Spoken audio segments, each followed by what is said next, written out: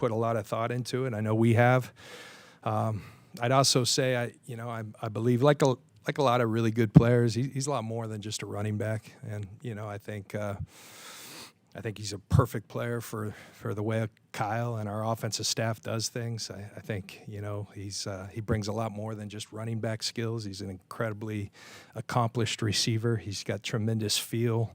He can play with speed. He can play with power. He can play with quickness. He can do it all, and we've seen that firsthand playing against him. You've seen it right up to the last game he played. He's an excellent football player. There's no denying that, and we like adding guys like that to the mix. To see him on Sunday?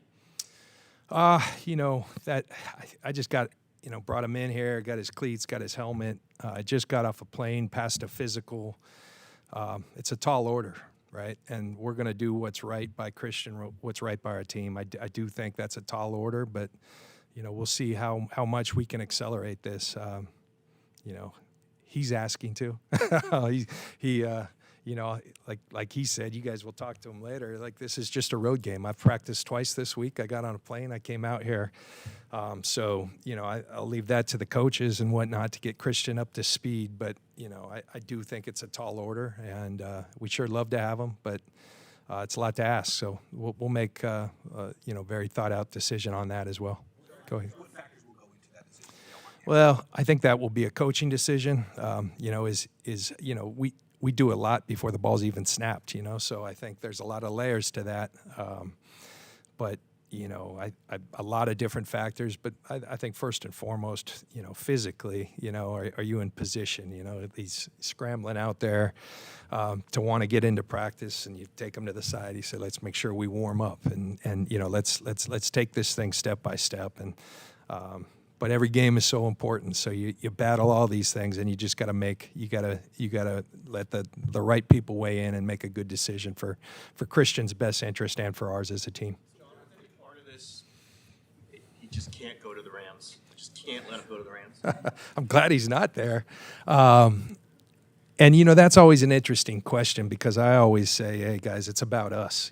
That's how I was raised. That's the way Tony Dungy talked. It's about us. If you're so focused on your opponents, you're not going to do very well. But I also know the fastest way to success in our league is winning your division. And so in part, it seems like a lot of these situations end up where it's us against them in these things. And I'm sure glad he's here and not there. Yeah, I wish I was trying to, because I know their propensity to come in late and go big, and so I was trying to get it done before, but that wasn't going to happen. Scott Fitter was tremendous to work with. I think their owner was never on the phone with me, but very involved, and I don't think he much cared how we valued things. I think he's a numbers guy who sees things a certain way, and so we had to be patient, wait it through, and ultimately weigh it at the end of the day if it was a good decision for us, and ultimately we felt it was. About how much he liked Christian in 2017. Looking back, how close were you guys to doing this at that time? Oh gosh, there's so many different dynamics. Do you take them there? Do you move back and maybe take them? And ultimately we made the decision we made, but we were joking with him today that we just had to get things right before we brought him in here. So it took 6 years to do that and get everything nice and primed for him. And we got him here, and that's a good thing. It is weird, the connections. I mean, I remember vividly throwing balls to Eddie, when I was a quarterback and he was a receiver at Stanford. I remember, being at parties, fraternity parties with Lisa and Ed when they first started dating and things like that. So it goes back, and obviously the Shanahan's dynamics, but this is much bigger than that. I keep saying it, but it is the respect I have for him, having seen our teams play against him and seeing him he's a fabulous football player in every respect. And I think he brings a mindset that we like too. I think he's a fit in every way. The type of mindset, you talk to people who've played with him, who've coached him, there's an accountability that he brings, like the great players do, that that has an effect that it's a force multiplier. It makes everyone around him better, and so we're going to take it as it comes. We're not going to force anything, but all of those things went into us making this decision to try to land him. Has there been any switch or any change in just the philosophy on how you view running backs? Because it seems like you've had success with undrafted guys, and here in the last 2 years, third-round draft picks invested in running backs, and now this move. Yeah, we've taken our swings at them, because we feel it's really important to the way we play, and Kyle often says, at the end of last year with Elijah and Debo, we had a Pro Bowl, all-pro type running back, type running game, and we're encouraged by some of the younger guys. Jeff Wilson's a heck of a back, as we're seeing. He's getting his opportunity. He's shining. So we like our group. That is a tough position, and we like using them all in a variety of ways. So we just like continuing to add to that dynamic, and I do feel like this guy has an ability to do kind of all of the above, and so not just a running back. We can use him. He and Debo, to me, are very similar players, and so I'm excited to see what we draw up. But first, we got a lot to focus on with the Chiefs, and so we just got to take this thing step by step. But can't tell you how excited, and the locker room. I think it gave that. I really believe it gave the locker room a jolt when he walked in there today. It was fun to see that dynamic as well. A lot of rising salary cap. I mean, guys whose cap hits are going to go up quite a bit. I assume you want to keep those with the extension. Yeah, I think that'd be a good idea. So when you add this salary, I mean, do you see right now, as currently constructed, the path forward? Will there have to be some financial gymnastics to make it work? Yeah, I mean, I think obviously those things go into it. There's flexibility, there's options, and you take all those things into account. I think we have a plan now. When you add something like this, you can't just keep doing this over and over and over again. But we feel like we can make it work, and we'll go down that. We'll obviously have put a lot of thought into it, but there's going to be some inflection points where we have to figure some things out, and we will. Yeah. Thank you, guys. I appreciate it. He is on the field right now. Yeah. Yeah. All right. Thank you.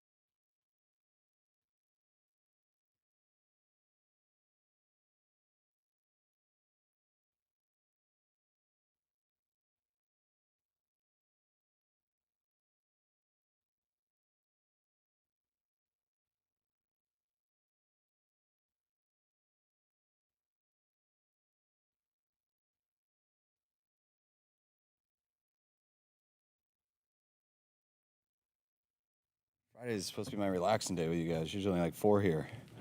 All right. Injuries, guys. Armstead will be out. Mooney will be questionable. Huff will be questionable. Go ahead. How much work did McCaffrey get out there today, and what does he look like he could play something? He didn't get any. He came out like halfway through practice, so he just got loose. Watched it all, and then our coaches stayed with him after just to get a small workout in and teach him a few things. How did they do? I don't know. I haven't even talked to him. So I know it's not a physical thing. He's got practice in this week, so we'll get to meet with him whenever you guys let me out of here, and we'll kind of figure it out then. Can you say what the factors are that go into the decision of whether or not you can play on Sunday? Just talking to him, like where we'd be in the offense and stuff. I got to talk to the other coaches. I mean, this happened last night. It's not like everyone knew it was happening, so it factors into special teams, who we can get up, who's down. There's no way he could be ready to. Anyone can get up and have a limited package, but what happens with an injury and stuff when someone has to go in and do everything, and those are the things we got to really think through. What excites you the most about the dynamic he adds to your offense? I don't think there's anything he can't do. Just whether it's in the pass game, the run game, blocking. I think he's a very talented player, and just watching how he plays, he's a very smart player. He always gets to the right hole. It's very smooth, and he's seen that at every level he's played in. Kind of similar to that question, but John Lynch referred to him as like the perfect player for your system. What makes him the perfect player for your system? I think he's a real good player in every system. That's John. I think there's a lot. Any really good player is a perfect player for our system. But I do think. He's a very good runner, so he's going to be good in everything. He also has very good hands. He also has separation ability in the pass game. And I also think he's a guy just mentally who can handle a lot. So the more guys can handle, the more you put on them. We've talked in the past about how what the Rams have done has kind of buoyed your confidence in making similar moves to this, and then also trying to keep guys from them. How much did that play into this? And I know it's not the reason, but is it a reason? It's definitely a bonus. I think everybody would love the opportunity to have a player like Christian. And so I think everyone looks into it, but it's also nice to keep a good player away from a team that we have to compete with year in and year out. So that definitely helps.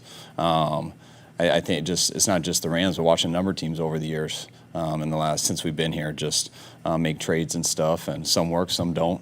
But it just wasn't like how I think it was for all of us 10 years ago to go even 15 years ago when that stuff was unheard of. You didn't even discuss it. And it's always a risk in everything you do, and sometimes it's a risk not doing it. But anytime you have examples, like I think we've had a bunch of them, the Rams have given them to us almost every year, the examples, but I watch other teams who have done it too, and you get to make it's nice to watch people do it and see what's good from it, what's bad from it, and that's why I like that it's not how it used to be, and that was always out of the discussion.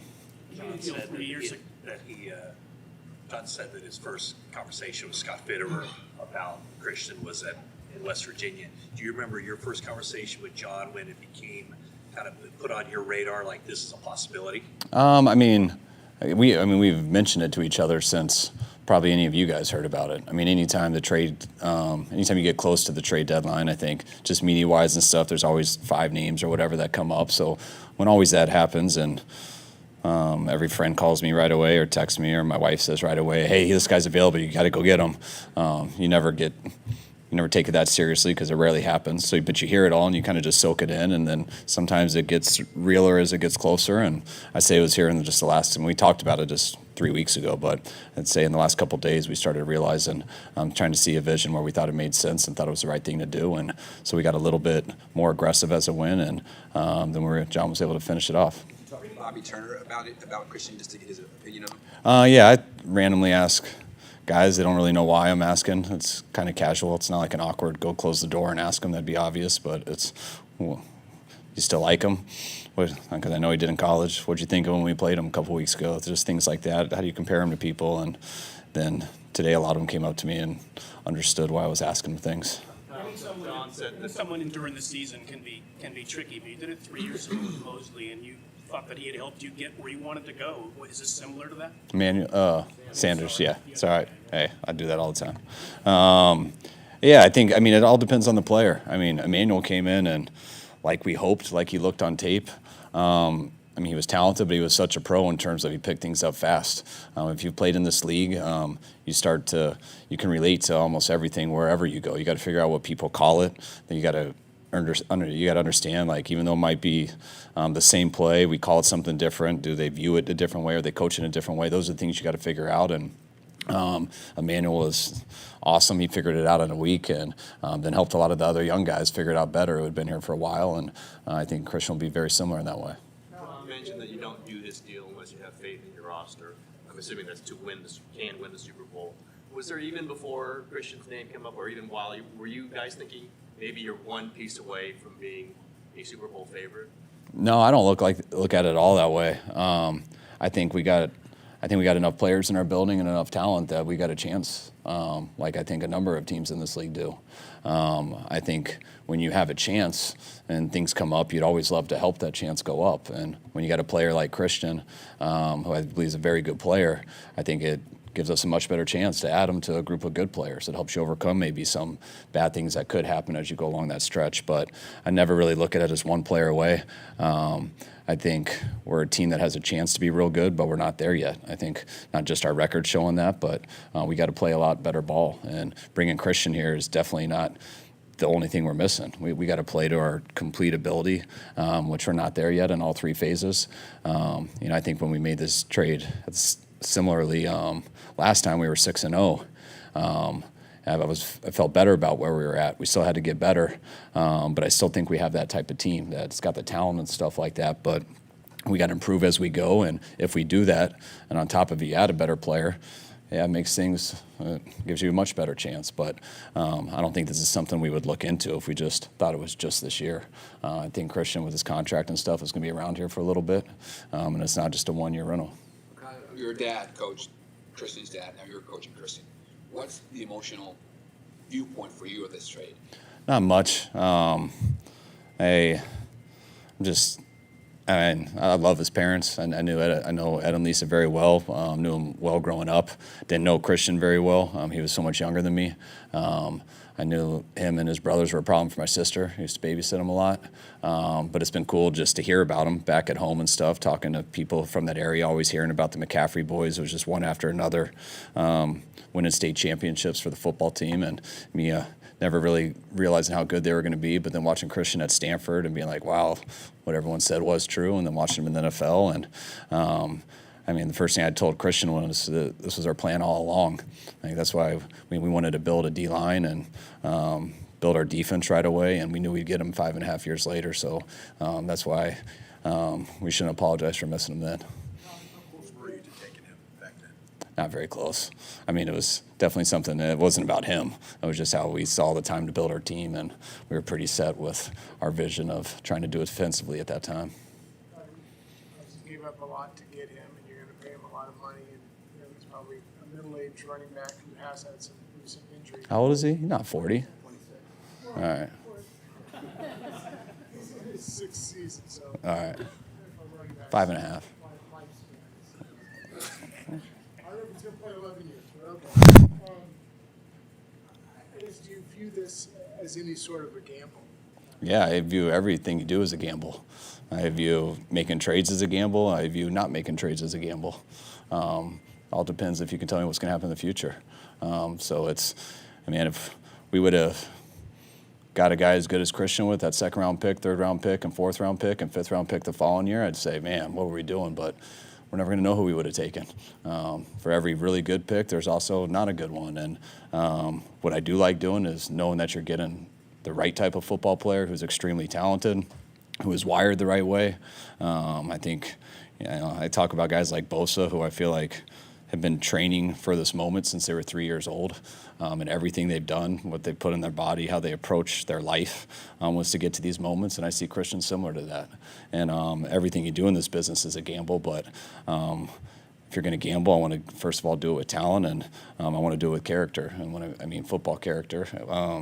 And I see that very strong with this guy. John mentioned in the locker room there was a little extra jolt when Christian walked in the locker room. Did you feel a little extra excitement or juice today on the practice? Yeah, it was cool. Just all the guys hitting me up last night when they saw it. So I know our team was real pumped about it. I know our defense just having to go against him. They knew he was good on tape, and then that was what I heard about from them the most after they played him, that he was much harder to tackle in person too. And just how pumped the offensive guys were hitting me up last night. So I think our team is excited about it. But, I mean, like I told our team today, that this isn't this is all we need.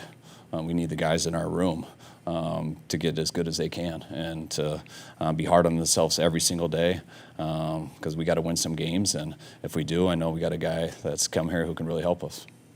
History with the McCaffrey family and just your I guess him being a known quantity make him even more attractive to what you know he could do to the locker room and just on the field. Yeah, I think it's always, I mean, it's always a gamble and stuff. But you definitely got to be sure about the talent, but then you never know about the person, and it's very hard to really know a person. So you got to go with all that stuff and just knowing his family, knowing a lot of people who've been around him a bunch, whether it's growing up, whether it's people who are with him at Stanford, people who I've coached with who were with him in Carolina. Former players. There's not one person I talk to who doesn't say the same thing, and that's also the way that it just looks from afar, just watching on your own. So I think all that stuff helps you a lot when you're trying to make tough decisions. Christian adding an element to the offense in terms of his skill set that wasn't there already, or do you just see him adding another good player to a group of good players? I see. I mean, I think we got good running backs. I think we got good receivers. And I think we got good blockers. And I think Christian's pretty good at all three of those. So maybe he's got the best combination of them all. I think Debo does that pretty good too. But I think we got a lot of guys who can do a few different things. And it's just when the more guys you can get like that, the more you're not as dependent on injuries, the more that you don't have to force things to certain people. And the more I feel like every single guy, whether it's a receiver, a tight end, a running back, a quarterback, you don't have to sit there and focus on targets, stats. There's a lot of good guys out there. Just play football, do your best, and we'll see how it unfolds, because I don't think there's one guy out there you got to force anything to. I think all of them have a chance to help us win. How much farther does Hufanga have to go to get through concussion protocol? He's got to pass one other step tomorrow. Brett won't be up this week. We had to make a decision next week. He's still the same. He's in a man. The cliche is that the coach is the one saying, get the guy, I don't care what it costs. And the GM, maybe because he runs the draft, is a little more cautious. Was that sort of the way this was? No. I think I'm always really excited to go do things like that. But then as soon as I see it's a possibility, then you're going to hear from me every single thing that's wrong about it. And then that's just my process on things. So I always try to hit both sides with it, and you try to hash it out. And because it is exciting, it's real exciting, but just like Branch let me know, there's gambles and everything. And so that's why I know how this league works, and I'm not at all that way as a coach. I am at times, but I always try to balance it out and make sure when you end up doing it, it's not the thing that just excites you or excites fans. It's the thing that you believe in now and you believe in later. And I know I feel that way. All right, guys, thanks.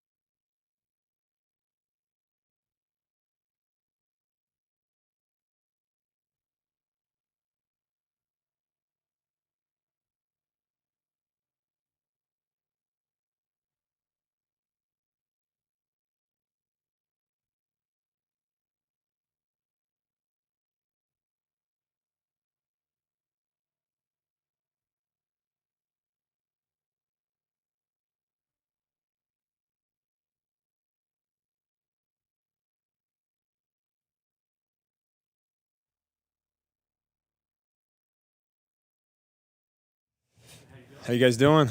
Good to be here. Take us through the last, the last 24 hours. When did you start to hear that something might be imminent, and how did everything fall into place from your standpoint?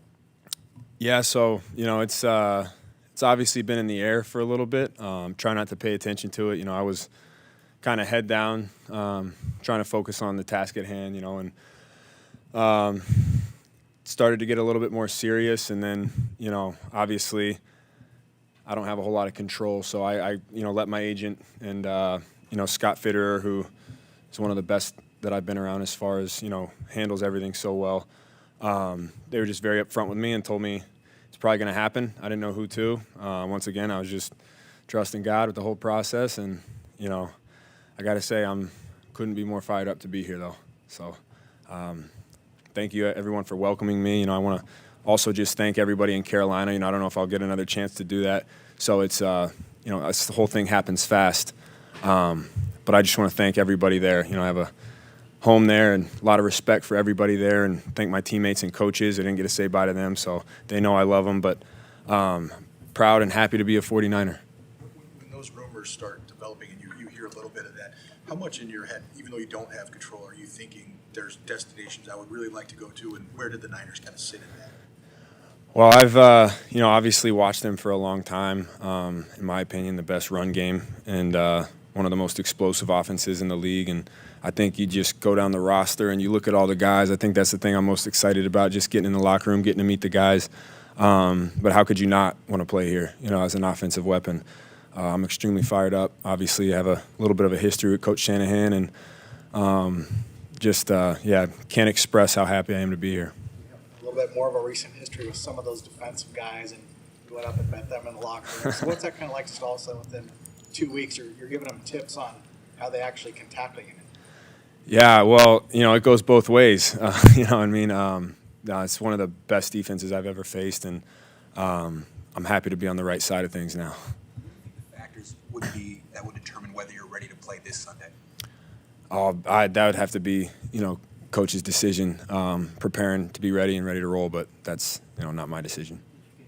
A taste of how daunting that might be just by going out to the practice and, listening to the verbiage and how they call plays and whatnot.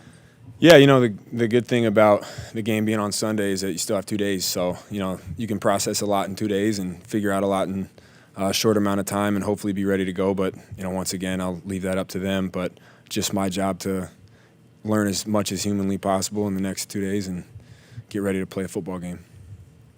How do you think Coach Shanahan can make you a better player? Well, I think I don't know if there's anyone better at putting guys in positions to have success and tailor into what they're good at. For me, I've watched him do some unbelievable things with some great running backs, and even the running backs in the room right now. I'm just excited to learn from them and to hear how Coach Shanahan coaches not just the running back position, but every single position on the field. It's something that, you kind of hear legends about. I remember in Carolina, we had a tight ends coach, Brian Angelico, who was with him for a while, and you just hear legends about how good of an offensive mind he is. And so to be here is exciting. Kyle compared you to Deebo Samuel in terms of your versatility. What are you most looking forward about when it comes to playing on the field with Deebo and both of you kind of giving teams fits? Yeah, that's an honor to be compared to him, so I'm happy to share the locker room with him, and I think we can do some exciting things. Let's talk about legends. Bobby Turner, how familiar are you with him? Yeah, go way back. He coached my dad back in the day in Denver, and obviously he's coached a string of incredible running backs, and so, even Coach Lynn, go back with him as well. So when they talk, I'm all ears. I'm just extremely blessed and excited to learn from them. When you start hearing names of teams that could be interested, did you try to move it in a certain direction, or were you just a bystander?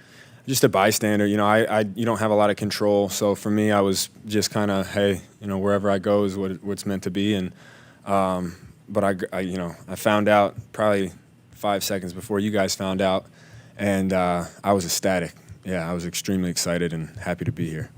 What did you change, if anything, after you had 2 seasons with the injuries? Did you change anything with your training or routine, or was it just like, I'm an NFL running back and this comes to the team?